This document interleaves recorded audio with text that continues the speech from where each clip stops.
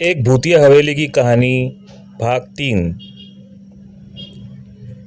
पिछले भाग में आपने सुना कि यह भूतिया हवेली को छोड़कर सभी लोग अपनी नई हवेली में चले गए थे, क्योंकि उन्हें वहाँ पर कुछ अजीब महसूस हो रहा था।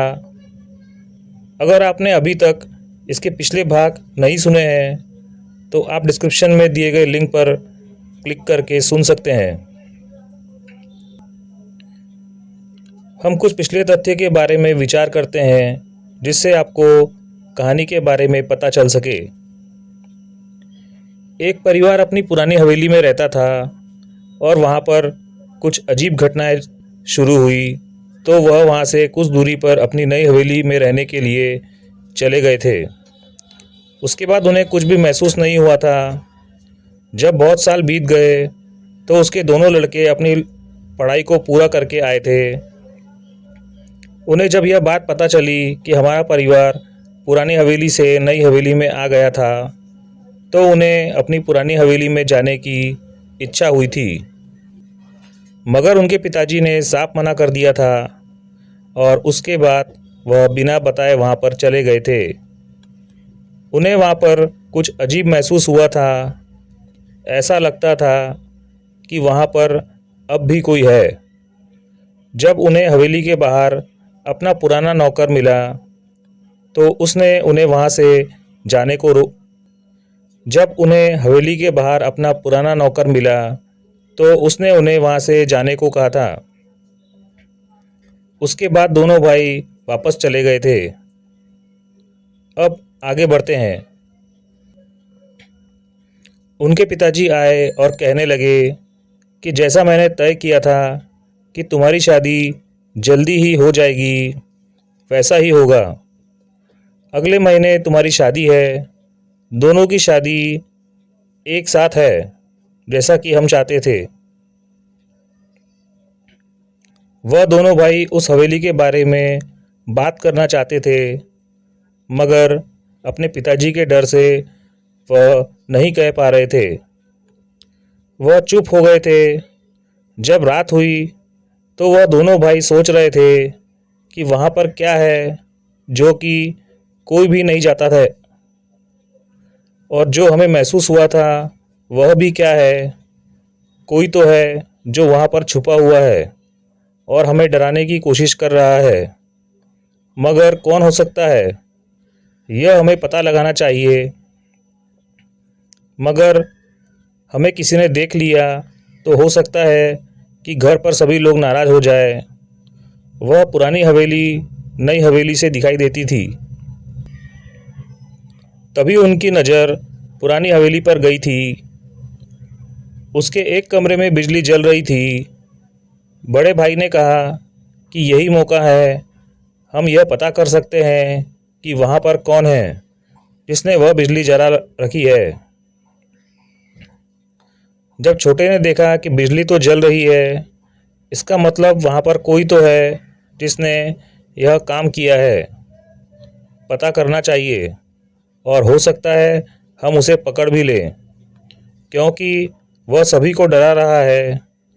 दोनों ने यही सोचा और उस हवेली की ओर बढ़ने लग गए थे। वह दोनों अकेले नहीं थे, उनके साथ उनका चौकीदार भी था। चौकीदार ने कहा कि हमें ऐसा नहीं जाना चाहिए, क्योंकि अगर यह बात पता चल गई तो बहुत परेशानी होगी। दोनों भाई ने कहा कि तुम्हें साथ में जाना ही होगा।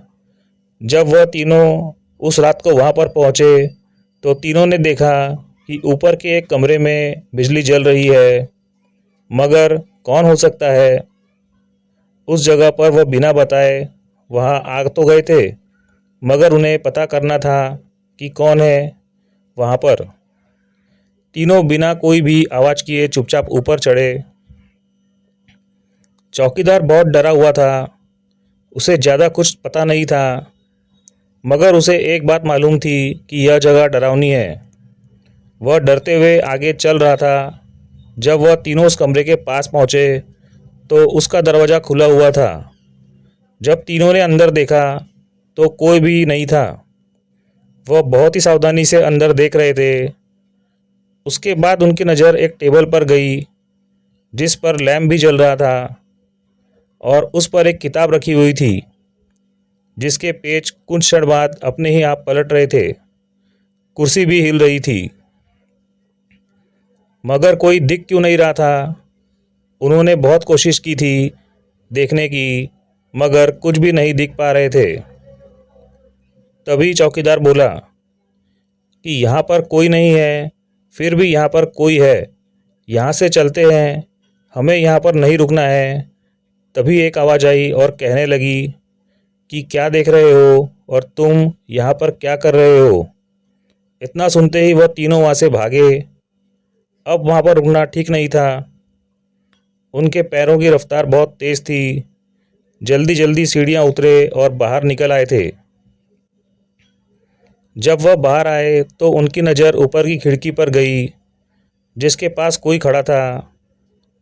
वह एक परछाई की तरह लग रहा था। उसके बाद वह वहाँ पर नहीं रुके थे और घर पर आ गए थे। उनकी हालत अब अच्छी नहीं थी। चौकीदार से दोनों भाई ने कहा कि अब इसके बारे में कोई बात नहीं होगी और यह बात किसी को भी पता नहीं चलनी चाहिए। चौकीदार बहुत डर गया था। वह यह बात किसी से भी नहीं करने वाला था। उसके बाद कोई भी उस हवेली में नहीं गया, मगर हर रोज़ उसी कमरे की बिजली जलती हुई नज़र आती है, मगर जाने की इच्छा नहीं होती है। कुछ दिन बाद उन दोनों की शादी हो गई थी, मगर वह वहाँ पर रुकना नहीं चाहते थे। उन्हें लगता था कि हो सकता है कि वह हमारे पीछे ना आ जाए, इसलिए वह उस गांव से दूर एक शहर में ही रहते थे। इस बात को बहुत साल बीत गए हैं, मगर अब कोई भी वहाँ नहीं जाता है।